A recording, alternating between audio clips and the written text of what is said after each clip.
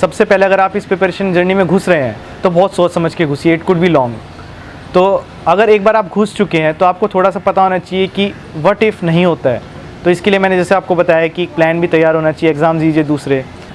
तो ये exit strategy मैं कहूँगा कि काफ़ी आपको देखना पड़ेगा कि आप कहाँ जा सकते हैं। अगर आपका नहीं होता है, आप प्लान भी ये हो सकता है कि आप दूसरे गवर्नमेंट एग्ज़ाम्स की तरफ देख लीजिए। PCS एग्ज़ाम जैसे होते हैं, ऑलमोस्ट सेम सिलेबस आता है। या फिर आप कुछ UGC नेट के थ्रू प्रोफेसर बन गए हैं, आप दूसरे बच्चों को पढ़ा रहे हैं, या फिर आप अपने टेक्निकल फील्ड में भी वापस जा सकते हैं। बट आपके पास हमेशा एक एग्ज़िट स्ट्रेटजी होनी ही चाहिए। अगर एग्ज़िट स्ट्रेटजी नहीं होगी तो आप हमेशा सोचेंगे कि मेरा एक अनफुलफिल्ड ड्रीम रह गया है। इसके साथ मैं ये कहना चाहूँगा कि what is your and goal of life. आप हर एक इंसान से पूछिए कि वो चाहता क्या है लाइफ में। आप अपने आप से भी पूछिए, क्या आप UPSC करना चाहते हैं या फिर आप एक हैप्पीनेस को ढूंढ रहे हैं।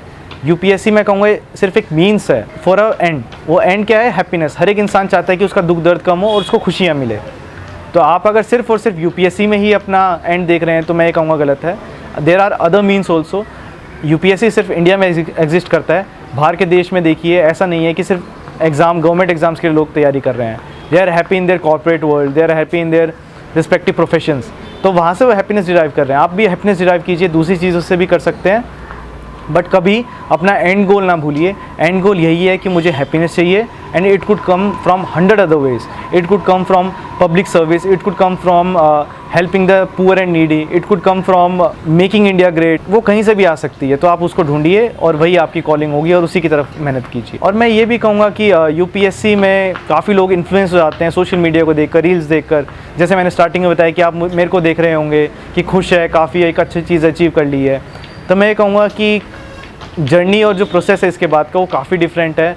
एक बार आप जब सर्विस में जाएंगे तो आपको भी एक पब्लिक सर्विस ही करनी है। आपको एक करियर ऐसा बनाना है जो कि एक काफ़ी फोकस्ड रहे, काफ़ी क्लीन सर्विस रहे, तभी आप उस सर्विस को जस्टिफाई कर पाएंगे। ये चीज़ आप दूसरे प्रोफेशन में भी कर सकते हैं। सिर्फ रील देख के इन्फ्लुएंस मत होइए, सोशल मीडिया देख के इन्फ्लुएंस मत होइए। आप अपना खुद का ब्रेन यूज़ कीजिए, अपने सीनियर्स, अपने मेंटर से बात कीजिए। जैसे ये प्लेटफॉर्म है DKT, इसके थ्रू मैं बता रहा हूँ, इस पर काफ़ी आपको वीडियोस मिलेंगी, वो देखिए। उसी से अपना डिसाइड कीजिए कि आपको आगे क्या करना है।